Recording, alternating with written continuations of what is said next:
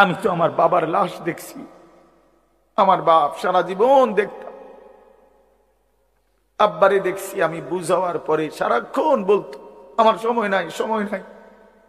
আমার মসজিদ যে বাবারে দেখতাম ফজরের পর থেকে রাত 11টা পর্যন্ত শুধু দৌড়াইতেন, শুধু ব্যস্ত ছিল, সেই বাপ একদিন স্তব্ধ হয়ে গেছে।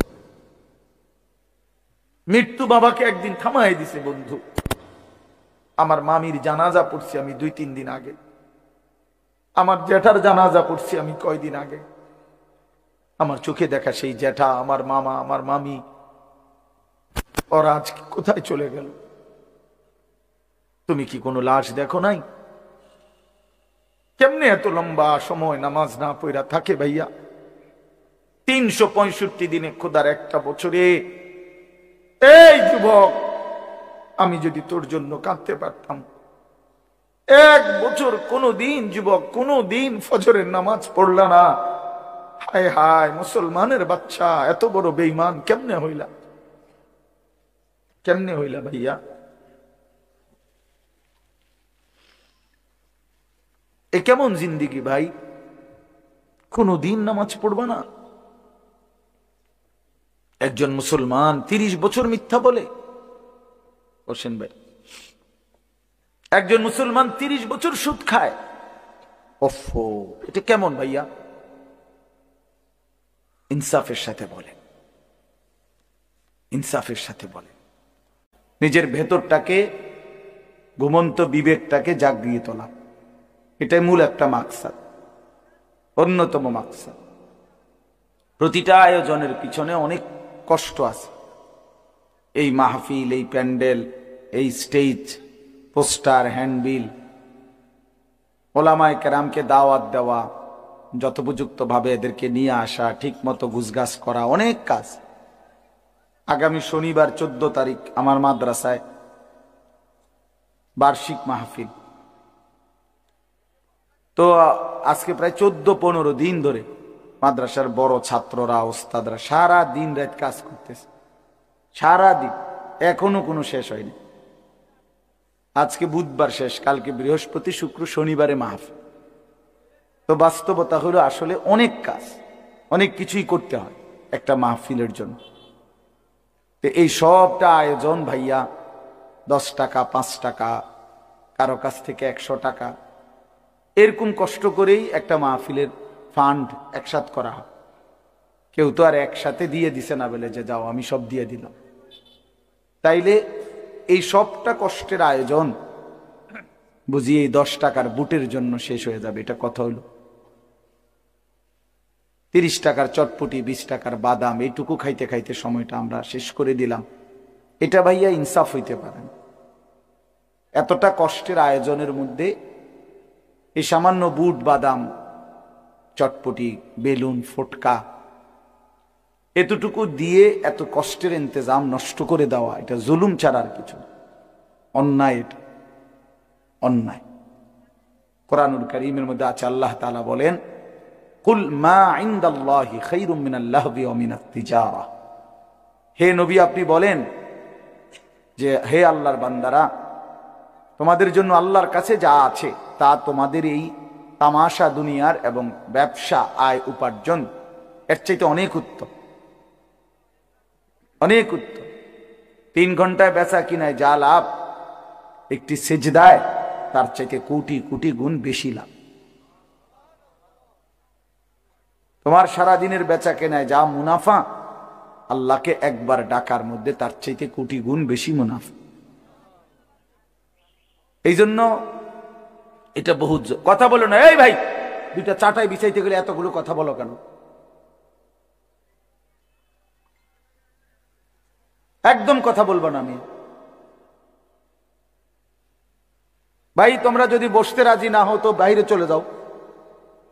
হ্যাঁ, যাও, বাইরে যাও। 2-4 জন গাফেল না শুনলে কি হইছে?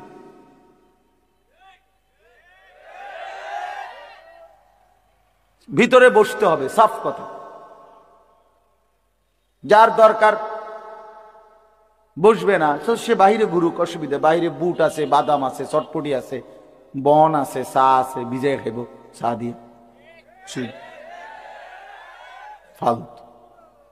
এই জন্য ভাই এটা জরুরি, আমি এ ব্যাপারে শক্ত। আল্লাহর কথা দিল দিয়ে শুনতে হয়, আল্লাহর কথা মনোযোগ দিয়ে শুনতে হয়।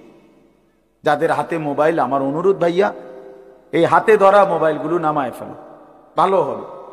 আমি অনুরোধ করলাম, এটা ভালো হবে। আল্লাহর কথা আমাদের চোখের দিকে তাকাইয়া শুনলে এতে ফায়দা বেশি হবে। এই মোবাইল ধরে রাখলে জেহান ইন্তেশার হয়, মানে দিল বিক্ষিপ্ত হয়, অন্তরের মধ্যে থাকে যে মোবাইলে উঠতেছে কিনা, তো মনোযোগটা থাকে মোবাইলের দিকে। মোবাইলে তো উঠছে, কিন্তু আমার নিজের জন্য কিছু হলো না, তো কি ফায়দা হলো ভাই? মোবাইলে ওয়াজের কোনো অভাব নেই। আমাদের এক এক বক্তার ওয়াজ হাজার হাজার, সব বক্তাদের ওয়াজে আছে মোবাইল, আছে না? অজস্র, অগণিত। পৃথিবীতে একটা সুই পড়লো ওগুলো মোবাইলে উঠায় ফেলে। তো কাজেই এটা কোনো আশ্চর্য কিছু না।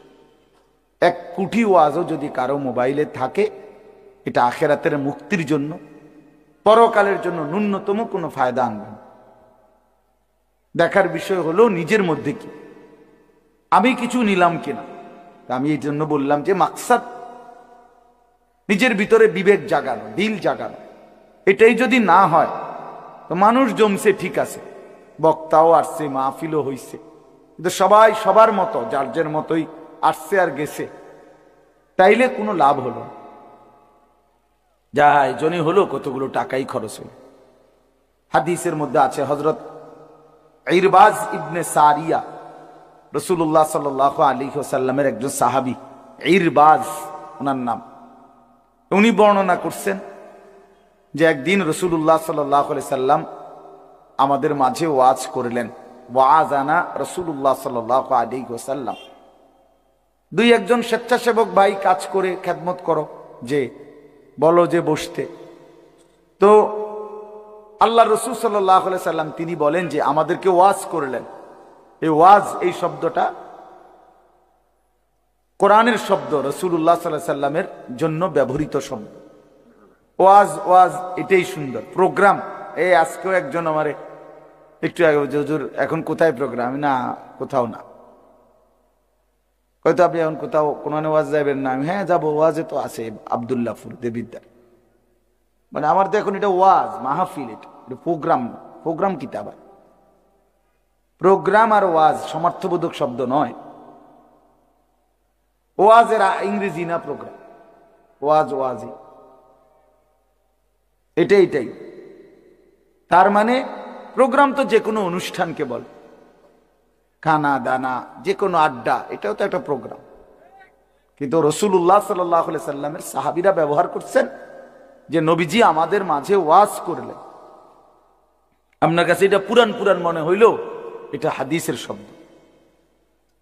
ইয়াইজুকুম লাআল্লাকুম তাযাক্কারুন, এই যে কোরআন শরীফ আছে, আল্লাহ বলেন আমি ওয়াজ করতেছি তোমাদেরকে যেন তোমরা আমি আল্লাহর ওয়াজ থেকে উপদেশ গ্রহণ করতে পারো। ইয়াইজুকুম, যে কোনো আলেমকে জিজ্ঞাসা করে, ইন্নাল্লাহা ইয়া'মুরু বিল আদলি ওয়াল ইহসান ওয়া ইতাই যিল কুরবা ওয়া ইয়ানহা আনিল ফাহশাই ওয়াল মুনকারি ওয়াল বাগি ইয়াইজুকুম লাআল্লাকুম তাযাক্কারুন। এজন্য ওয়াজ, এই শব্দটা কোরআনের শব্দ, এটা রাসূলুল্লাহ সাল্লাল্লাহু আলাইহি সাল্লামের শব্দ। তাহলে এর চাইতে দামি হয়ে গেল প্রোগ্রাম? কথা বলে না। যাই হোক, তো বলতেছিলাম আল্লাহ নবী সাল্লাল্লাহু আলাইহি ওয়াসাল্লাম তিনি বললেন, ওয়াজ করলেন, সাহাবী বলতেছেন। তো এটা আমাদের অবস্থা কি হলো, শ্রোতাদের হালাত কি হলো? নবী সাল্লাল্লাহু আলাইহি সাল্লামের সাহাবী বলেন, শ্রোতাদের অবস্থা হলো 2টা, জারাফাত মিনহাল উয়ুন ওয়া ওয়াজিলাত মিনহাল কুলুব। নবীজির ওয়াজের পরে আমাদের হালাত হলো এই, আমাদের চোখ দিয়ে অঝরে পানি ঝরতে লাগলো, আমাদের দিল আল্লাহর ভয়ে কাঁপতে লাগলো। এই সরাসরি হাদিস। তাহলে ওয়াজের মাকসাদ বুঝলেন কিনা, যে কি হওয়া উচিত ছিল? চোখে পানি ঝরছে আর দিল আল্লাহর ভয়ে কাঁপতেছে। কোরআন শরীফে আছে, সরাসরি কোরআন শরীফে, فإذا سمعوا ما أنزل إلى الرسول ترى أعينهم تفيض من الدمع মিম্মা আরাফু মিনাল হক। আল্লাহ বলেন, রাসূল আপনার সাহাবীদের হালাত দেখেন। আমি আল্লাহর কোরআন যখন আপনার উপরে নাজিল করা হয় আর আপনি যখন সাহাবীদের সামনে এই কোরআন তেলাওয়াত করেন, তারা আয়ুনাহুম, ওই দেখেন ভাই, ওই দেখেন, দেখছেন কি পরিমাণ অপদার্থ এটা। এরকম করলে কেন ভাই তুমি? আরে তুমি মিয়া জ্যাকেটওয়ালা, তুমি আবার পিছে চাও কেন? তুমি চিনো না আমারে, কোনোদিন দেখো নাই? আমি 1 মিনিটের জন্য ছেড়ে দিতে রাজি না। আমি নওজোয়ানের পরিবর্তন চাই। এই এক ফিকির নিয়া জিন্দিগির আমার মেহনত, প্রতিটা নওজোয়ানের বদলানো চাই। এই জন্য সোজা কেউ না বলুক, তার আমি বলবো, আমি নিয়ত করছি যে একদিন পারি একদিন বলবো। যেদিন বলতে পারবো না, নাই। পৃথিবীতে কি কোনোদিন যদি নাই তো নাই, কিন্তু ছেড়ে দেব না আমি ইনশাআল্লাহ। লক্ষ লক্ষ মুসলমানের কিশোর তরুণ যুবক একরকম এটা ভাবছে, এরা ছেলেরা যে এদের কোনো অভিভাবক নাই, আপন মা বলার সাহস পায় না, আপন বাবা বলার সাহস পায় না, এলাকার কেউ কিছু বলার সাহস পায় না। তোমরা ছেলেরা মিয়া যা মন চায় তাই করতেছো নিজের খেয়াল খুশি মতো। আরে ভাইয়া, এভাবে নিয়ন্ত্রণহীন, অভিভাবকহীন, কারো তত্ত্বাবধানবিহীন জীবন জন্তু জানোয়ারের জীবন বেটা। আমি বললাম বেটা, যার মাথার উপরে কোনো ছায়া নাই, যার কোনো অভিভাবক নাই, যারে আগলাইয়া রাখে না কেউ, যারে শুধরাইয়া দেয় না কেউ, আল্লাহ কসম ওই জীবন জানোয়ারের জীবন বেটা, জন্তু জানোয়ারের জীবন। তোমার মনে যা চাই তাই করবা, এটাকে আল্লাহ কোরআনে বলছে এই লোকটার পরিচয় হলো সে জানোয়ার, যার জীবনের কোনো নিয়ন্ত্রণ নেই। রাতের বাজে 3টা ঘুমায় না, সকাল বাজে 9টা ওঠে না। দেখিতা তো পাগল না ছাগল না, এটা পতনেরও টাইম নাই, উড়নেরও কি নাই। এটা কোনো জীবন হলো বলো না? এটা জানোয়ারের জীবন না? সারা রাত, রাতের 3টা বাজে মোবাইলে উলঙ্গ ছবি দেখতেছে। আস্তাগফিরুল্লাহ, আস্তাগফিরুল্লাহ। স্বাভাবিকভাবে জি বলো ভাই, রসিকতা করো না, তামাশা করো না। বিকট আওয়াজে যেই বলারও দরকার নেই, স্বাভাবিক শুনতে থাকো ভাইয়া। এই জন্য আমি বললাম ভাই, রাগ হইও না, আল্লাহ তোমারও বরকত দান করে। কিন্তু আমার বলার উদ্দেশ্য হলো আমাদের পরিবর্তন দরকার, সংশোধন দরকার, আমাদের জিন্দেগি সাজানো দরকার। আমি এই কথাটাই বলতেছিলাম যে মাহফিলের মাকসাদ বিবেক জাগানো, দিল জাগানো, দিল জাগানো, অনুভূতি সৃষ্টি করা। যাহা আমি কি করছি, আমি কি করছি, আসলে আমার কি করা উচিত ছিল। তাইলে কোরআনুল কারীমের মধ্যে আল্লাহ তাআলা বলছেন, আল্লাহর কথা শুনলে সাহাবীদের চোখ দিয়ে তারা আয়ুনাহুম তাফিদু মিনাদ দাম'i, নবী আপনি দেখবেন আপনার সবগুলো সাহাবীর চোখ থেকে অঝরে পানি ঝরছে, কাঁদতেছে। আল্লাহর কোরআন শুনলে সাহাবীরা কাঁদত। কোরআন শরীফে একটা সূরা আছে 29 পারা, সূরা দাহার, কোরআন শরীফের 75 নম্বর সূরা, 76 নম্বর সূরা। এই সূরাটা ছোট্ট একটা সূরা। এই সূরার মধ্যে জান্নাতের অসাধারণ বর্ণনা আছে। যেদিন এই সূরাটা নাজিল হয়েছে, নবীজি উপস্থিত, সাহাবী যারা ছিল সামনে, তখন জিব্রাইল মাত্র নাজিল করছে, নবী সাল্লাল্লাহু আলাইহি সাল্লাম সাহাবীদের সামনে শুনাইছে এটা, এই সূরাটা। এই সূরার মধ্যে জান্নাতের খুব সুন্দর বর্ণনা আছে, সূরা দাহার। এই সূরার এই জান্নাতের বর্ণনা শুইনা এইখানে বসা একজন সাহাবী, কালো, রজুলুন আসওয়াদ তাফসিরে আছে, উনি ছিলেন একদম কালো রঙের সাহাবী, সহজ সরল সাহাবী। এইখানে বসেই একটা চিৎকার দিছে জান্নাতের আকাঙ্ক্ষায়, ওইখানে ইন্তেকাল করছে। আল্লাহ নবী সাল্লাল্লাহু আলাইহি সাল্লাম বলছেন, লাকাদ আখরাজা নাফসা সাহিবিকুম আশ-শাওকু ইলাল জান্নাহ, তোমাদের সাথী জান্নাতের শৌক আগ্রহে জীবন দিয়ে দিল। দেখো, জান দিয়ে দিল, জান। निकल जाए दम तेरे कदमों के नीचे, यही दिल की हसरत, यही दिल की आरज़ू है। আল্লাহর প্রিয় বান্দারা এটা বলে যে হে বড় মাওলা, আপনার কদমের নিচে জীবন দিয়ে দিলাম। এটাই ছিল দিলের তামান্না, এটাই ছিল দিলের আফসুস, আহাজার। সাহাবায়ে কেরাম যখন আল্লাহর জন্য শহীদ হইতেন, অসংখ্য সাহাবীদের জীবনীতে আছে, যুদ্ধের ময়দানে যখন শহীদ হইতেন রক্ত মাখা শরীর নিয়া, শেষ মুহূর্তে সাহাবীরা একটা কথাই শুধু বলতেন, ফুস্তু ওয়া রাব্বিল কাবা, কাবার রবের কসম আমি কামিয়াব হয়ে গেলাম, আমি সফল। ফুস্তু অর্থ হইল আমি সফল হয়ে গেলাম, সফল হয়ে গেল। তার মানে শহীদ ব্যর্থ হয় নাই, শহীদ কি হয়েছে? সফল হয়েছে। শহীদ জীবন পেয়েছে, নতুন করে জীবন পেয়েছে। এই জন্য আমার ভাই, আল্লাহর জন্য আল্লাহর কথা শুনলে দিলের হালাত এমনই হওয়ার কথা। হাদিসের মধ্যে আছে হযরত আব্দুল্লাহ ইবনে মাসউদ রাদিয়াল্লাহু তাআলা আনহু, তিনি বলছেন যে একদিন নবীজি আমাকে বলছেন কোরআন শরীফ তেলাওয়াত করে শুনাইতে, নবীজিকে শুনাইতে। হযরত আব্দুল্লাহ ইবনে মাসউদ রাদিয়াল্লাহু তাআলা আনহু বলেন, আমি সূরা নিসা, এই সূরার প্রথম 40টি আয়াত একটানা নবীজিকে মাথা নোয়াইয়া আদবের সাথে নবীজিকে শুনাইতেছিলাম। 40টা আয়াত পর্যন্ত যখন তেলাওয়াত করলাম, হযরত আব্দুল্লাহ ইবনে মাসউদ বলেন, নবী সাল্লাল্লাহু আলাইহি সাল্লাম তখন বলেন, হাসবুকাল আন, এখন থামো। তো 40 আয়াত পরে যখন আমি থামলাম, হযরত আব্দুল্লাহ ইবনে মাসউদ বলেন, ফালতাফাত্তু ইলাইহি, আমি নবীজির দিকে চোখ তুলে তাকালাম, ফাইদা আইনাহু তাদরিফান, তিনি বলেন আল্লাহর কসম আমি দেখতে পাইলাম আল্লাহর নবী সাল্লাল্লাহু আলাইহি সাল্লামের দুই চোখ দিয়ে অঝরে পানি ঝরছে। তিনি বহুতক্ষণ ধরে কাঁদতেছেন, কাঁদতেছেন। তাহলে এই ছিল রাসূলুল্লাহ সাল্লাল্লাহু আলাইহি সাল্লামের হালাত, এই ছিল সাহাবায়ে কেরামের হালাত। আল্লাহর কথা শুনলে নবী নিজেও কাঁদতেন, সাহাবায়ে কেরামও কি করতেন? প্রিয় ভাই আমার, বন্ধু আমার, আমরা মুসলমান।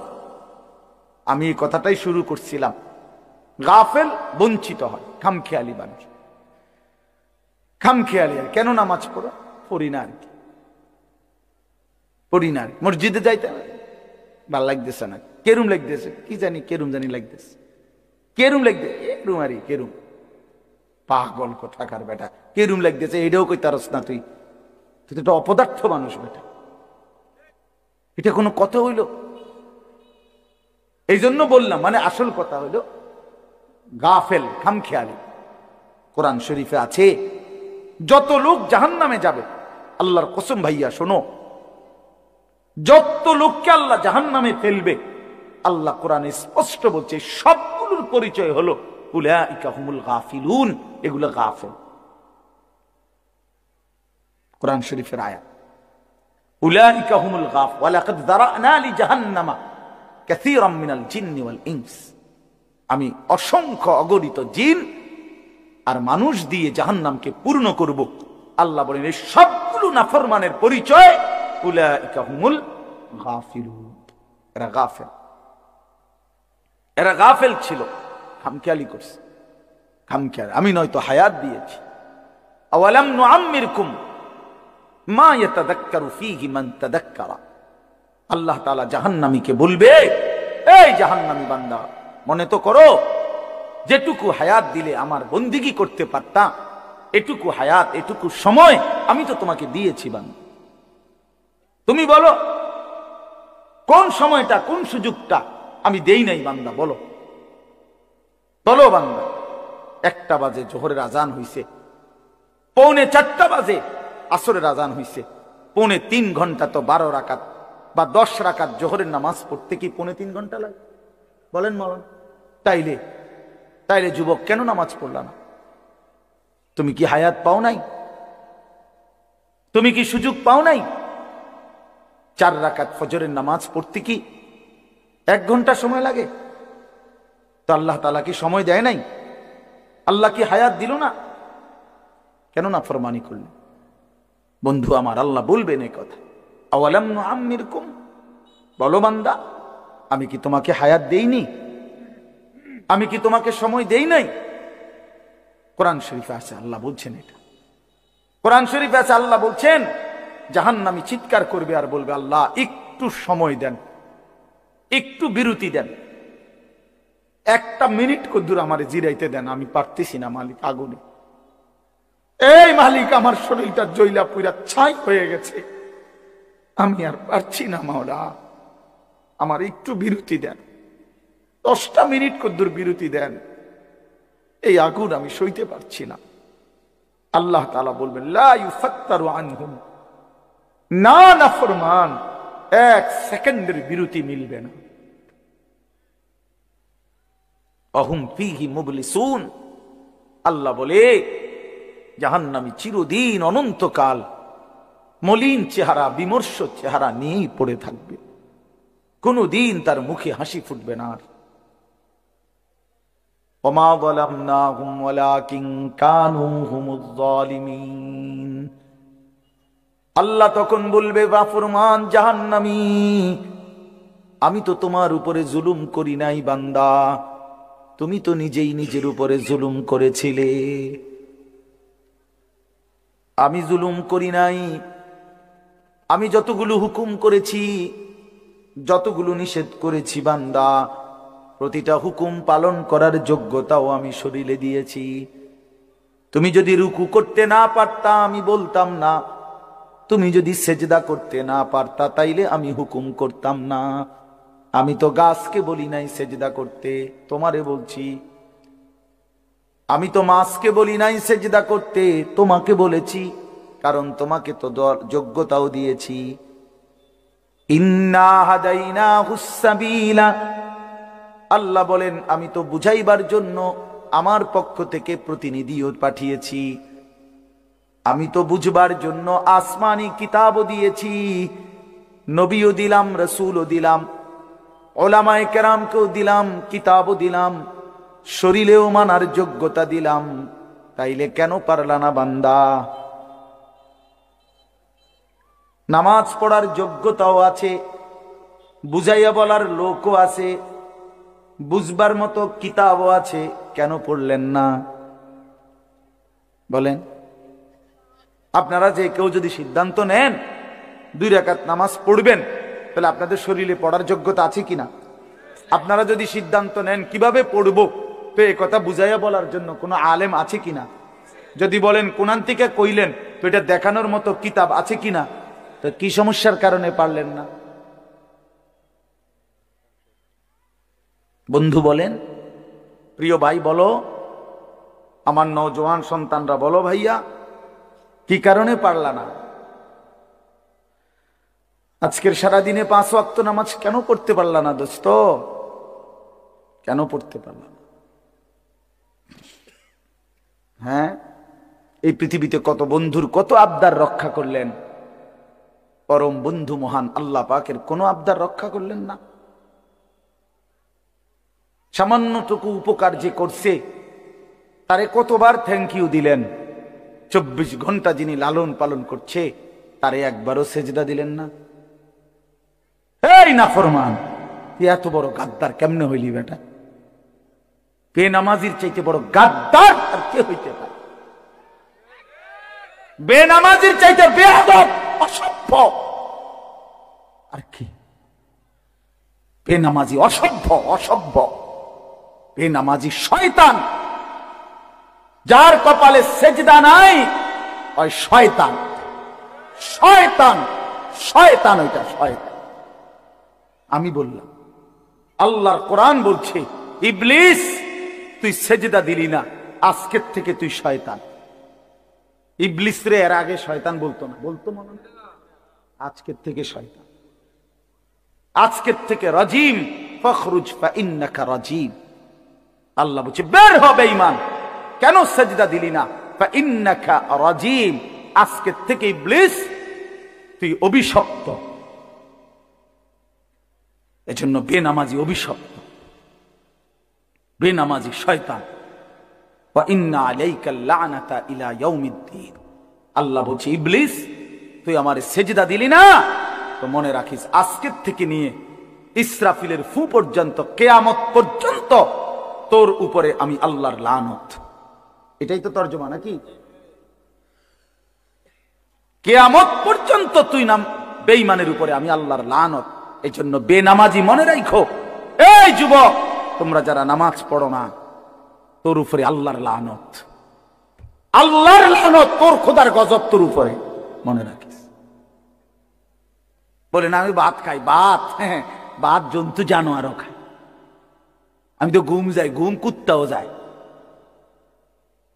কুকুরও খায়, কুকুরও পেশাব পায়খানা করে, কুকুরেরও যৌন চাহিদা পূরণ হয়, এই জন্য কুকুরেরও বাচ্চা কাচ্চা হয়। এটা কোনো অবাক কিছু না। আপনি ভাত কতটি খান আর ঘুম যান আর পেশাব পায়খানা করেন আর লজ্জাস্থানের চাহিদা পূরণ করেন, এরই নাম যদি জীবন হতো, তাই জানোয়ারের সাথে তফাৎ কি? বলেন না কেন? জন্তু জানোয়ারের সাথে আমাদের জিন্দগির তফাৎ কোথায় ভাইয়া? কি ব্যস্ততায় পড়ে গেলেন এই বাবারা, বন্ধুরা আমার, কি ব্যস্ততায় মালিককে সেজদা দিতে পারলেন না? মা সালাকাকুম ফি সাকার ক্বালু লাম নাকু মিনাল মুসাল্লিন। আল্লাহর ফেরেশতা জাহান্নামীকে বলবে, হে জাহান্নামী বেঈমান, কে তোকে জাহান্নামে কেন নিয়ে আসলো? কেন আসলি জাহান্নামে? বন্ধু আমার শুনো বন্ধু, আল্লাহর কোরআনে আল্লাহ বলেন, জাহান্নামী বলবে ক্বালু লাম নাকু মিনাল মুসাল্লিন, ফেরেশতা ভাইয়া কারণ আমি নামাজি ছিলাম না, এজন্য জাহান্নামী হলাম। ওয়াইলুন ইয়াওমাইদিল লিল মুকাদ্দিবিন ওয়া ইযা ক্বিলা লাহুমুর কাউ লা ইয়ারকাউন।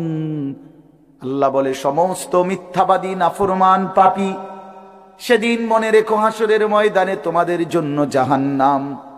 যদি বলেন কেন, আল্লাহ বলেন ওয়া ইযা ক্বিলা লাহুমুর কাউ লা ইয়ারকাউন, বারবার তাকে বলা হয়েছে নামাজের জন্য, রুকু করতে, সেজদা করতে, নাফরমান আমি আল্লাহকে সেজদা করে নাই, নামাজ পড়ে নাই, রুকু করে নাই।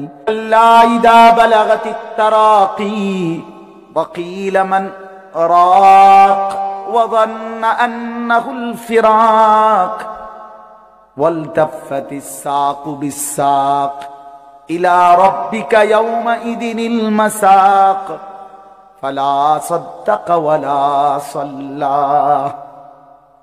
আল্লাহ বলেন, আল্লাহর নবীর জবানে নবীজি বুঝাইছেন এই তাফসিরে, নবীজি বলছেন, উম্মত, কোন নাফরমান পাপীর জান কবজের সময় মালাকুল মউত আজরাইল তার রুহুটা তার কলিজা থেকে একটা টান দিয়ে ছিঁড়ে ফেলবে।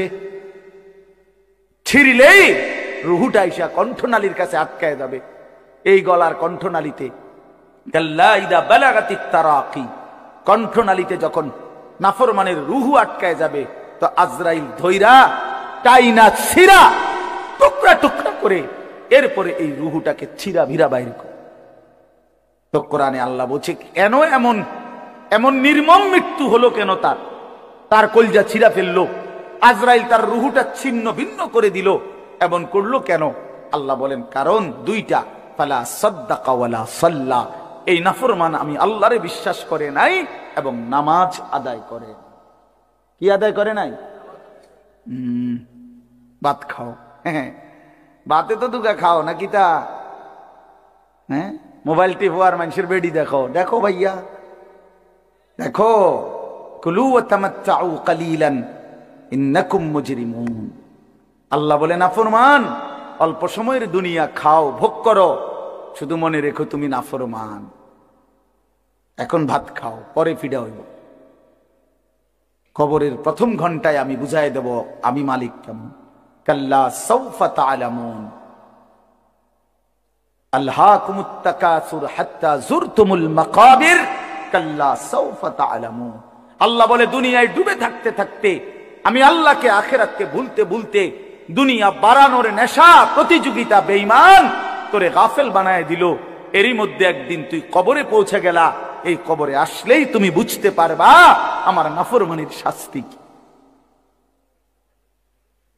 আল্লাহ রাসূল সাল্লাল্লাহু আলাইহি ওয়াসাল্লাম বলছেন, কবর নাফরমানকে একটা চাপ দিবে, একটি চাপে ডান পাশের মাটি বাম দিকে, বাম দিকের মাটি ডান পাশে, এভাবে আইসা আটকায় যাবে। হাত্তা তাখতালিফা আদলাউহু, নবীজি বলেন ডান পাশের হাড্ডি পাঁজর ভাঙ্গা বাম পাশের গুলো ডান পাশে, এইভাবে আঙ্গুল যেভাবে ঢোকে এইভাবে হাড্ডি একটার একটার ভিতরে ঢুকে যাবে। কি মনে করছো দোস্ত, আমার বন্ধু, আমার এটা নিশ্চিত আল্লাহর কথা মিথ্যা হয় না।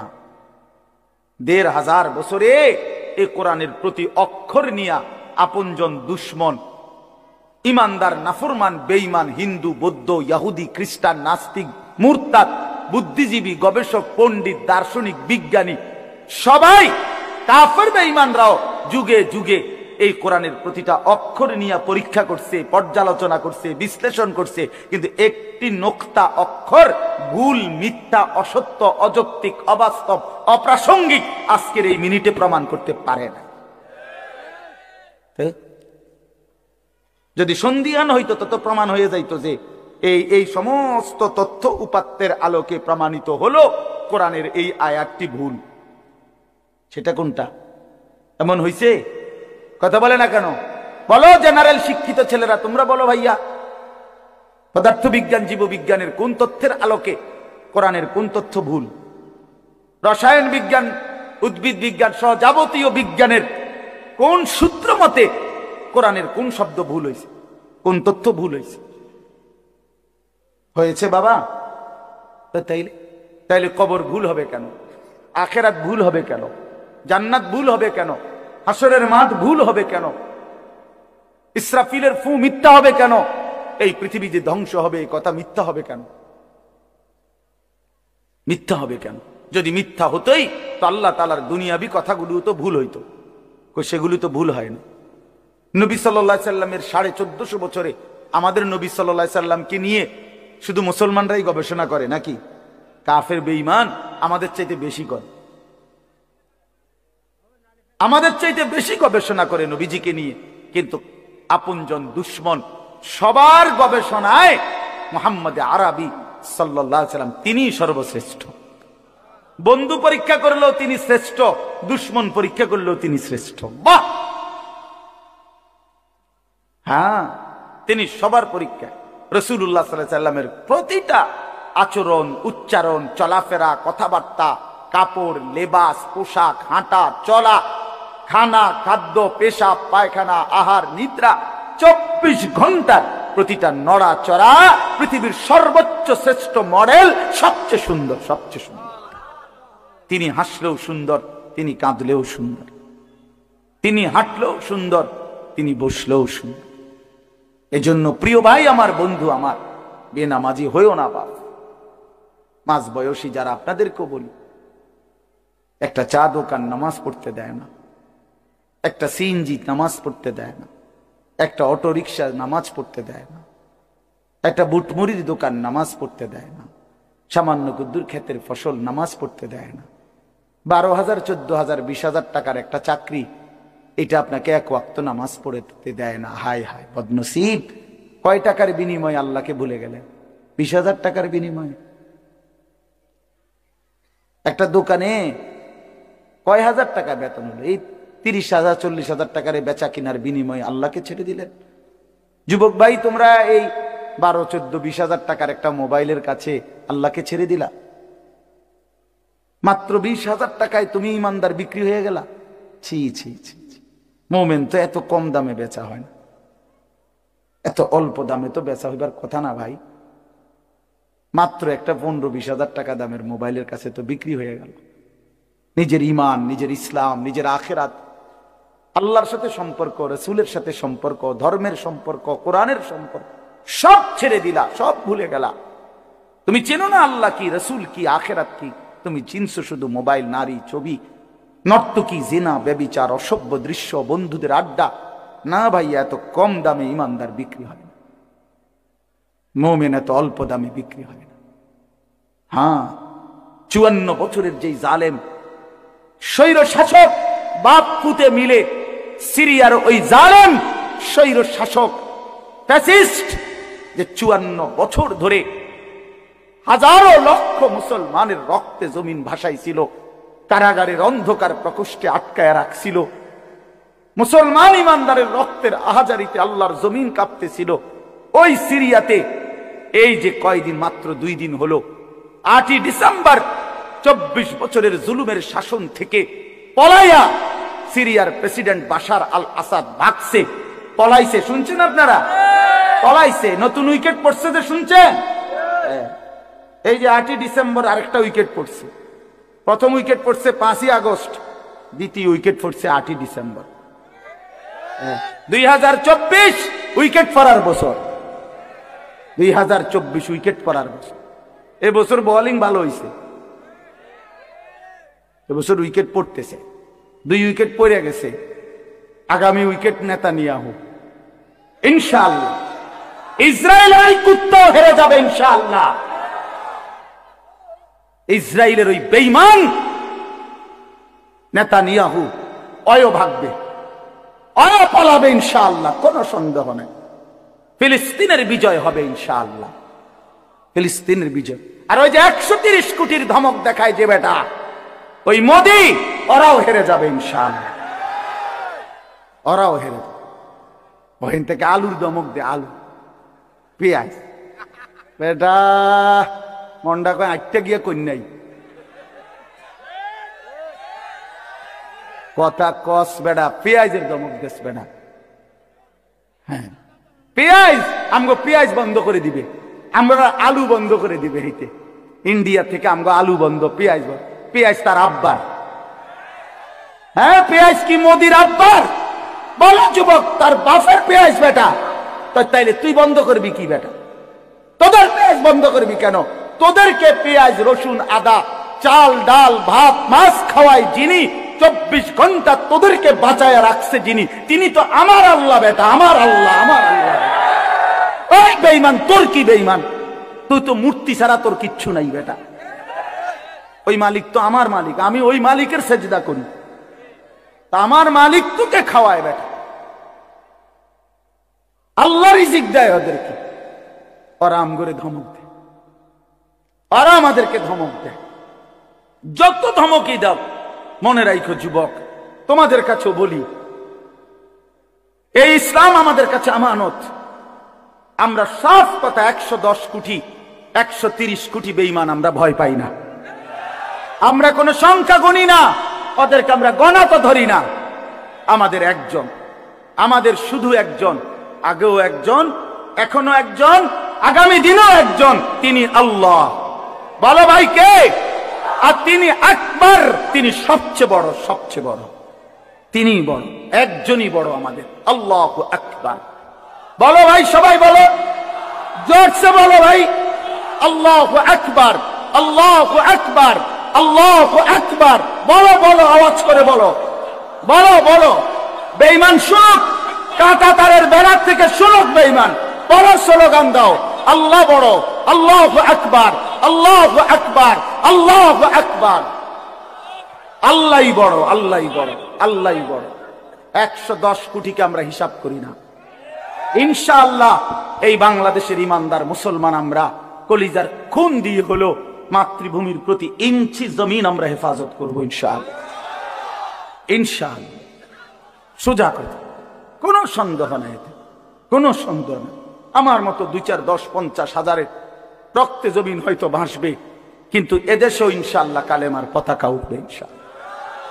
হ্যাঁ, এদেশে হিন্দু থাকবে, কোনো অসুবিধা নাই। আমরা কোন সময় আমরা তাদের উপরে জুলুম করি নাই, কিন্তু জবাই যুবক মনে রাখো, এ কথার উপরে প্রতিবাদ করতেই হবে যে ইসকনের গুন্ডারা, সন্ত্রাসীরা এই দেশে থাকতে পারবে না।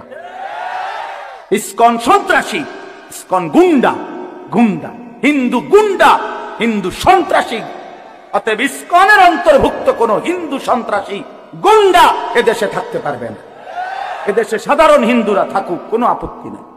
আমরা কোনোদিন তাদের উপরে কোনো জুলুম করি নাই, কেউ করে নাই, কেউ করে নাই, কেউ করে নাই। 5ই আগস্টের পরে ওদের মন্দির আমাদের মুসলমানের সন্তানরা পাহারা দিছে, আর বিনিময়ে তার প্রতিদানে বেঈমান আমাদের মুসলমান শহীদ অ্যাডভোকেট সাইফুল ইসলাম আলিফকে জবাই করে দিয়েছে। এই ছিল বিনিময়, এই ছিল প্রতিদান। তোমরা যুবক ফিরে আসো ভাইয়া, আগামীর সম্ভাবনা ভাই আমার, এটা মনে রাখো ভাইয়া, আগামীর সম্ভাবনা নিশ্চিত ইসলামের। সারা বাংলাদেশ হিসাব ধরো না, সারা পৃথিবী মিলাইয়া ধরো, বাংলাদেশ সারা পৃথিবী সহ ভাবো, সারা পৃথিবীতে ইনশাআল্লাহ মজলুমের বিজয়, সারা পৃথিবীতে ইমানদারের বিজয় হচ্ছে এবং হবে ইনশাআল্লাহ, হবে। আগামীর সময়টা মাহাদি এবং দাজ্জালের লড়াই হবে ইনশাআল্লাহ, ঈমান এবং কুফরের জিহাদ হবে ইনশাআল্লাহ। সেই জিহাদে, সেই যুদ্ধে ইসলামের জন্য জান বাজি রাখতে নওজোয়ান রেডি থাকতে হবে ইনশাআল্লাহ। আল্লাহ তাআলা প্রতিটা যুবককে কবুল করে নেন। মোবাইলের ওই আড্ডা, নারীর আড্ডা, জুয়ার আড্ডা বন্ধু, সুখ আসবে না। আমি অনুরোধ করলাম, কতজন নারী দরকার তোমার? সারা দিন রাত নাচ গান ছবি, এই উলঙ্গ দৃশ্য বন্ধু সুখ দেয় না। মদের আড্ডা, জুয়ার আড্ডায় সুখ হয় না, সুখ হয় না ভাই আমার। কোন হারামখোর সুখে নাই। একটা সুদখোর, ঘুষখোর, বাটপার এই ওজনে কম দেয়, ধোকাবাজি করে, প্রতারণা করে, হারাম রোজগার করে, একটা হারামখোর সুখে নাই। আমি চ্যালেঞ্জ করলাম, একটা সুদখোর, কিস্তিখোর, হারামখোর সুখে নেই। একটা নেশাখোর জুয়ারি সুখে নেই, সুখে নেই। বেপর্দা নারী একটাও সুখে নাই, একটাও না, একটাও না। রূপ যৌবনের ফেরিওয়ালা, রাস্তায় ফেরি করে যারা, নিজের যৌবনের, নিজের রূপের এই অসৎ নারী কোনোদিনও সুখ পায় না। সুখ, সুখ, সুখ, শান্তি, তৃপ্তি, দিলের স্বস্তি, অন্তরের প্রশান্তি আল্লাহর কসম আল্লাহকে মানার মধ্যে, সেজদার মধ্যে। হাদিসে আছে আল্লাহ তাআলা বলছে, বান্দা তুমি যদি আমার বন্দেগীর জন্য সময় দাও, আমি ওয়াদা দিলাম, মালাতু সাদরাকা গিনান, আমি তোমার অন্তর ধনী বানিয়ে দেব, দিল খুশ করে দেব। হ্যাঁ হ্যাঁ, প্রয়োজনে থাইকো খুঁড়ে ঘরে, চাটাইয়ের মধ্যে থাইকো, তারপরও আমি আল্লাহ দিল খুশ করে দেব। এই জন্য গুনার মধ্যে তৃপ্তি নাই, আল্লাহর নাফরমানির মধ্যে তৃপ্তি নাই। সবাই ছেলেরা ভাইয়া, অনেক ছেলে মাশাআল্লাহ, অনেক নওজোয়ান। প্রিয় ভাই, তুমি ফিরে আসো, তুমি নামাজ পড়ো, তুমি নামাজ পড়ো, তুমি আল্লাহকে রাজি করো। মোবাইলের আড্ডা, জুয়ার আড্ডা, নারীর আড্ডা ছেড়ে দাও। যে চাহিদা আল্লাহ দিছেন, আমি প্রতিদিন বলি ভাই, এই বলতে বলতে ক্লান্ত হয়ে গেছে। যে চাহিদা আল্লাহ দিছেন, সে চাহিদা পূরণের ব্যবস্থাও আল্লাহ রাখছেন। তৃষ্ণা যিনি দিছেন, পানি তিনিই দিছেন। যিনি ক্ষুধা, খাবারের চাহিদা দিয়েছেন, তিনি হালাল খাবারের ব্যবস্থাও রাখছেন। ঠিক লজ্জাস্থানের যে চাহিদা, এটা আল্লাহ তাআলাই দিয়েছেন, সেটা পূরণের জন্য হালাল স্ত্রী আল্লাহই ব্যবস্থা রাখছেন। তুমি ওয়েট করো, অপেক্ষা, কুত্তার মতো হইও না। সারাদিন বেডি, নারী, ছবি, না, এটা জানোয়ারের স্বভাব। মাথালুহু কামাথালিল কালব ইন তাহমিল আলাইহি ইয়ালহাস আও তাতরুকহু ইয়ালহাস। আল্লাহ বলছেন নাফরমান কুত্তার মতো। সরাসরি কোরআন শরীফের আয়াত। রাগ করার সিস্টেম, আমরা রাগ করে যাবেন, কার লগে রাগ করবেন? হ্যাঁ হুজুর এত বড় কথা না, হুজুর এত বড় কথা কইছে না, আল্লাহ বলছে, সহ্য হয়নি আপনার? কার লগে রাগ করবেন? আল্লাহ বলছে ফামাসালুহু কামাসালিল কালব, নাফরমান কুত্তার মতো। কালব অর্থ কি? কুকুর। ইন তাহমিল আলাইহি ইয়ালহাস আও তাতরুকহু ইয়ালহাস, মানে কি? আল্লাহ বলছে তার উপরে যদি বোঝা চাপায় দেয়, তাইলেও সে জিহ্বা বাইর করে দেয়, আর যদি বোঝা সরায় দেয়, তারপরও জিহ্বা বাইর করে। লুভিয়ে থাকে, জিহ্বা বাইর করে থাকে। তার মানে তার তাম দুনিয়া দিলেও সে আরো দুনিয়া চায়, আবার না দিলেও এই আফসোসে করে। তো তৃপ্তি হলো কই? তৃপ্তি হলো কই? দুনিয়া তৃপ্ত করে না, দুনিয়ায় তৃপ্তি মিলে না বন্ধু। এটা তৃপ্তের জায়গা নয়, এটা তৃপ্ত হওয়ার জায়গা নয় বন্ধু। আল্লাহ তাআলা কোরআনে ওয়াদা দিছে, বান্দা জান্নাতে আইসো, তোমার আমি তৃপ্ত করে দেব, সুখে ভরে দেব। মা তাশতাহি আনফুসুকুম, যা দিল চাইবে বান্দা আমি সব দেব। তোমার চাওয়া শেষ হইলে ওয়ালাদাইনা মাজিদ, আমার কাছে আরো অগণিত আছে কোটি কোটি নিয়ামত, যেগুলো তুমি নামও জানো না, চেনাও না বান্দা, তুমি চাও নাই, আমি আল্লাহ নিজের থেকে আরো কোটি কোটি দেব। তুমি আইসো বান্দা, তুমি জান্নাতে আসো, তুমি সবর করো, অপেক্ষা করো। আল্লাহ আমাকেও বুঝার তৌফিক দান করেন, সবাইকে বুঝার তৌফিক দান করেন। আপনাদের এই মাহফিল, আমি শুরু থেকেই বললাম, কষ্টের আয়োজন। কষ্ট করে ভাবেন, নিজের ফিকির করেন, নিজের ভালো, নিজের কল্যাণ ভাবতে শিখেন। আমি যে আয়াতগুলো পড়ছি এবার তর্জমা শোনেন, তাইলে আমার কথা শেষ। আয়াতগুলো মূল বক্তব্য হইল, আল্লাহ তাআলা বলছেন এই পৃথিবী একদিন শেষ হবে, হাসরের মাঠ কায়েম হবে, মানুষগুলোর দুইটা অবস্থা হবে, কিছু আমার প্রিয় বান্দা হবে, কিছু নাফরমান বান্দা হবে।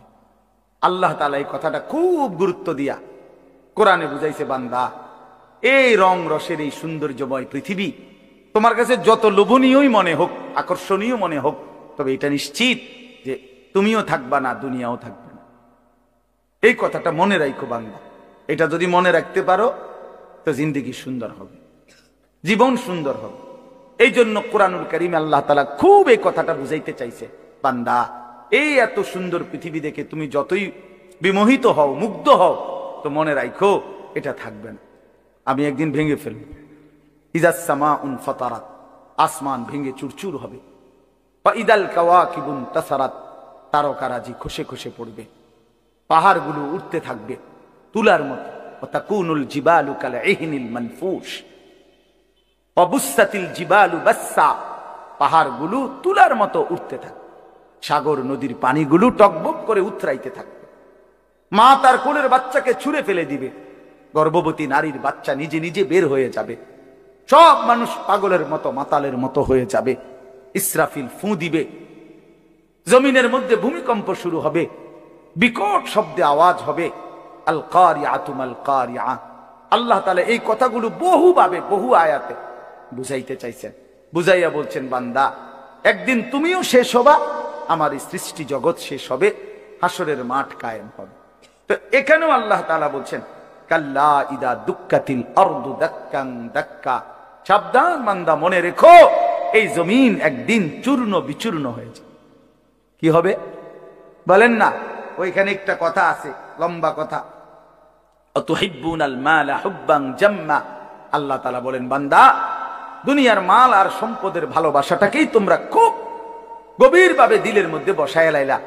তবে মনে রাখো, দুনিয়াকে তুমি যত ভালোবাসো, যত মজবুত করো, যত বিল্ডিং, যত ফাইলিং, যত মজবুতই হোক না কেন, এটাই মনে রাখো, আমি আল্লাহ এই জমিন, এই সৃষ্টি একদিন ভেঙ্গে চুরে তছনছ করে চূর্ণ বিচূর্ণ হয়ে যাবে। কাল্লা ইদা দুক্কাতিল আরদু দাক্কান দাক্কা। এরপরে হাসরের মাঠ কায়েম হবে। তো হাসরের মাঠের দৃশ্যটা আল্লাহ তুলে ধরছে, যে হাসরের মাঠ কায়েম হবে, মানুষগুলো সব দাঁড়ানো থাকবে, আদম থেকে ইসরাফিলের ফু পর্যন্ত। এই দাঁড়ানো অবস্থায় আল্লাহ তাআলা বলতেছেন, ওয়াজা রাব্বুক, আল্লাহ তাআলা মহান আল্লাহ পাক, তিনি তার শান অনুপাতে হাসরের ময়দানে উপস্থিত হবেন।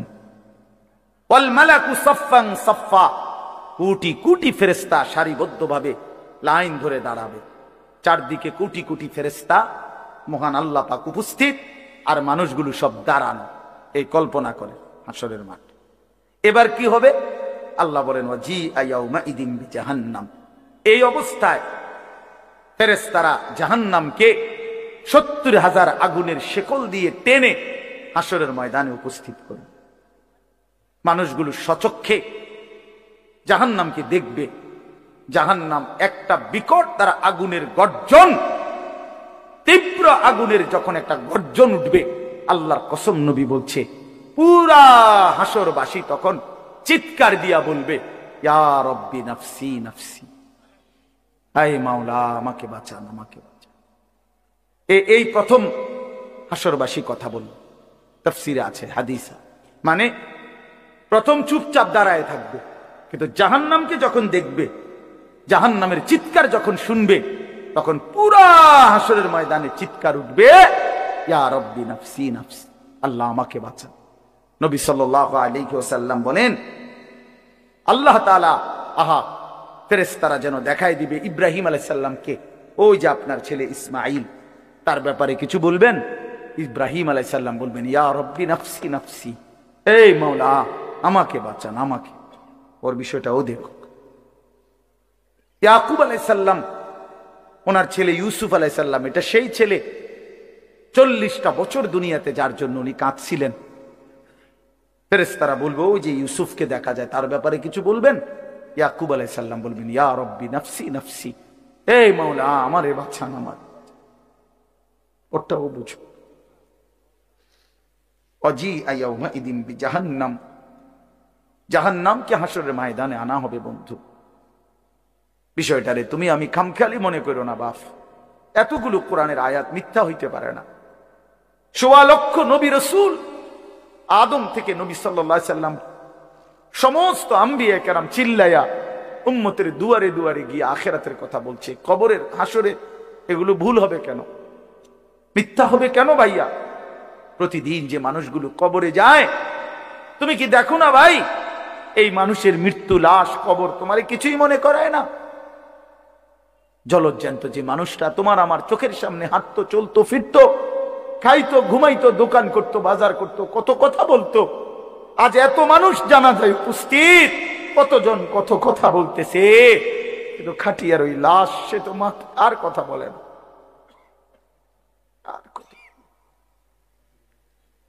আর কথা বলে না।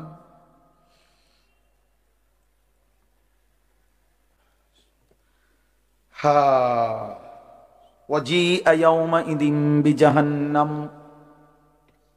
ইয়াউমাইযিন ইয়াতাযাক্কারুল ইনসানু ওয়া আন্না লাহুদ যিকরা। রব্বুল আলামিন বলেন, নাফরমান জাহান্নামের দিকে তাকিয়ে তার পুরা জিন্দেগীর সব কথা মনে পড়বে। ওয়া আন্না লাহুদ যিকরা, কিন্তু আল্লাহ বলেন, বান্দা মনে পড়ে বলো না, কি লাভ হবে? বুঝে তো আসবে বান্দা, মনে তো পড়বে সব, কিন্তু লাভ কি হবে বলো, কি লাভ হবে? ইয়াকুলু ইয়া লাইতানি কদ্দামতু লিহায়াতি, নাফরমান তখন বলবে, হায় আফসোস, ইয়া লাইতানি, হায় আমার আফসোস, মন্দ কপাল, আমি যদি দুনিয়ার হায়াতে থাকতে আজকের এই আখিরাতের জন্য কিছু পাঠাইতাম। সময় তো ছিল, সুযোগ তো ছিল, হায়াত তো আমার মাওলা দিছিল, রাত দিন তো দিয়েছিল, সুস্থতাও দিয়েছে, জীবন দিয়েছে, যৌবন দিয়েছে, আল্লাহ তো আমারে সব দিছিল, আমি কি করলাম? ইয়া লাইতানি লাম উশরিক বিরাব্বি আহাদা, আল্লাহ বলে, নাফরমান বলবে, হায় আফসোস, যদি আল্লাহর সাথে শরীক না করতাম। ইয়া লাইতানি কুনতু তুরাবা, নাফরমান বলবে, হায় আফসোস, আজ যদি মাটি হয়ে যেতাম, আজ যদি মাটি হয়ে যেতাম। ইয়া লাইতানি ইত্তাখাযতু মা'আর রাসূল সাবিলা, নাফরমান বলবে, হায় আফসোস, যদি রাসূলের পথ ধরতাম। ইয়া লাইতানি লাম আত্তাখিয ফুলানান খলীলা, হায় আফসোস, যদি অসৎ লোককে বন্ধু না বানাইতাম, চরিত্রহীনকে যদি বন্ধু না বানাইতাম, আজকে তো আমিও বেঁচে যেতাম। ইয়া লাইতানি কুনতু মা'আহুম ফাফুযা ফাওজান আযীমা, হায় আফসোস, যদি নেককারদের সঙ্গী হতাম, তাহলে তো আজকে আমিও সফল হতাম। চলেন বন্ধু, শেষ কথা, ফায়াউমাইযিল লা ইউআযযিবু আযাবাহু আহাদ ওয়া লা ইউথিকু ওয়াথাকাহু আহাদ।